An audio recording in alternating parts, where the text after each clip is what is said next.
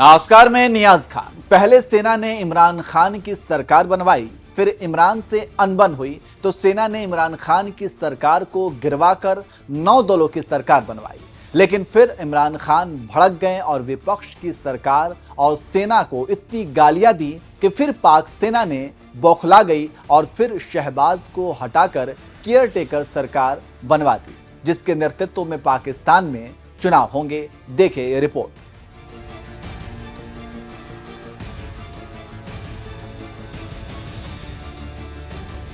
पाकिस्तान में शहबाज सरकार गिर चुकी है और उसकी जगह पर कार्यवाहक सरकार आ चुकी है और केयरटेकर सरकार के प्रधानमंत्री अनवरुल हक काकर हैं और नए पीएम अपने आंतरिक कैबिनेट बनाने की तैयारी शुरू कर दिए हैं।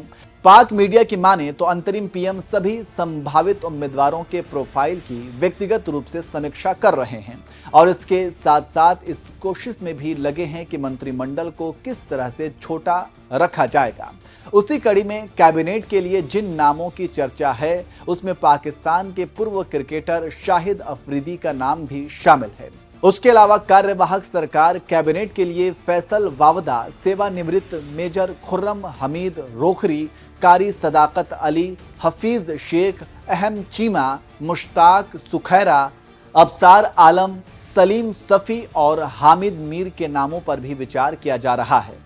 पाकिस्तान में अगले कुछ महीने में आम चुनाव होने वाले हैं। ऐसे में देश की जिम्मेदारी फिलहाल कार्यवाहक प्रधानमंत्री के कंधों पर है। सूत्रों की माने तो प्रधानमंत्री अनवरुल हक काकर आर्थिक संकट से जूझ रहे देश पर अतिरिक्त बोझ नहीं डालना चाहते हैं। इसके साथ ही साथ उन्होंने यह सोचा कि मंत्रियों के प्रोटोकॉल को भी जितना हो सके कम से कम रखा जाए। कहा जा रहा है कि कार्यवाहक पीएम अनावश्यक खर्च नहीं करना चाहते हैं और ना ही लोगों को परेशानी में डालना चाहते हैं। अर्थव्यवस्था बुरी तरह से पस्त है और पाकिस्तान में कुछ समय में चुनाव हो सकते हैं। ऐसे में देश को चलाए रखने के लिए अस्थायी सरकार का गठन हो गया है। कार्यवाहक पीएम का नाम अनवरुल हक है। नए पीएम पर जिम्मा है कि वे साफ सुथरा चुनाव कराएं, लेकिन सवाल यह है कि इस बीच अगर पाकिस्तान को कोई बड़ा फैसला लेने की जरूरत पड़ जाए तो क्या होगा।